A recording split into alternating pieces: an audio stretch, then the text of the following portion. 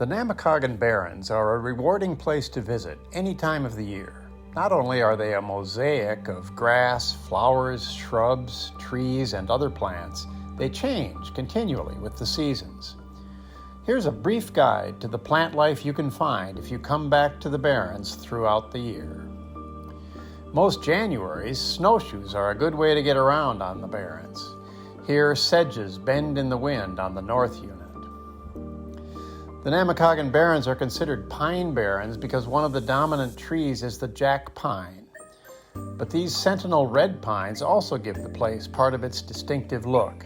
The original surveyors in the 1850s, who came through and frequently described the land as pine barrens, referred to these as yellow pines.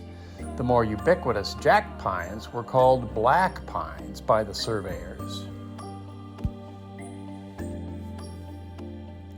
These small, delicate prairie buttercups are the first flowers to bloom in spring.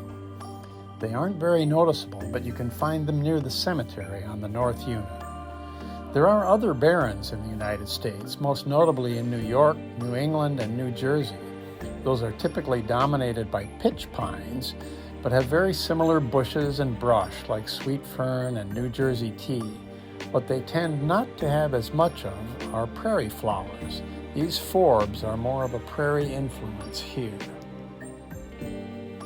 Pasque flowers are also among the earliest. Dozens of these pastel flowers bloom by the schoolhouse foundation on the north unit in April and May, and then quickly fade away. Bird's foot violet are very common in late May. Sand cherries bloom by May. They are related to chokecherries and produce small, sour-tasting cherries that can be made into jam and jelly. Service berries also blossom in May and June, hence the name June berries. They are very much edible and generate fruit for pies and other uses. According to some, they get their name serviceberry because they blossomed at the same time itinerant pastors would perform weddings, baptism, and other services that had been delayed over winter. The terrain of the south unit of the Namakagon Barrens is more varied than that of the north unit. Here's a green, springtime view of the south unit bog where spruce trees line the open water. The bog is home to a number of carnivorous plants like this pitcher plant. Sphagnum moss grows over much of the bog surface. Wild irises are found in these same wet areas in June. Sundew are another carnivorous plant.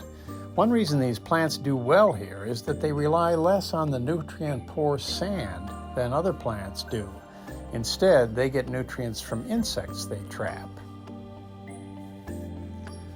Labrador tea is a rhododendron relative that is also found often near wet areas.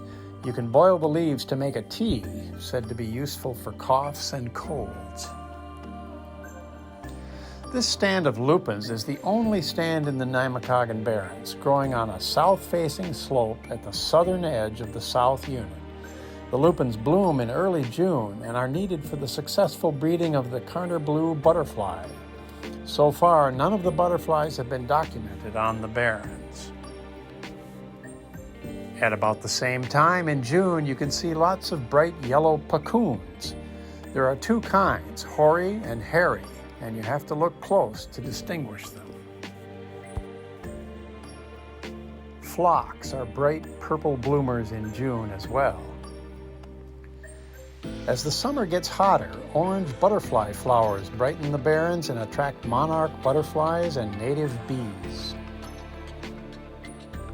New Jersey tea comes into bloom at the end of June. This also is known as redroot.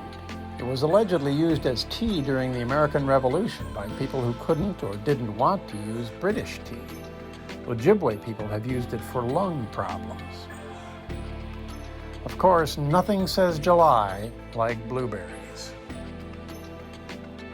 But another, even showier sign of July are the big orange wood lilies, typically found growing singly and scattered across the Barrens. By late July, these purple bergamots are in bloom. The plant is also known as bee balm, and they are a big attraction for bees and other pollinators.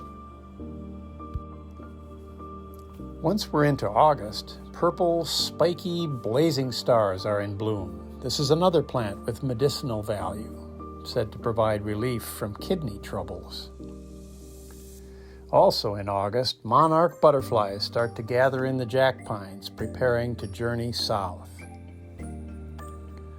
There are primarily two kinds of sunflowers on the Barrens, western and woodland, both blooming late in the summer.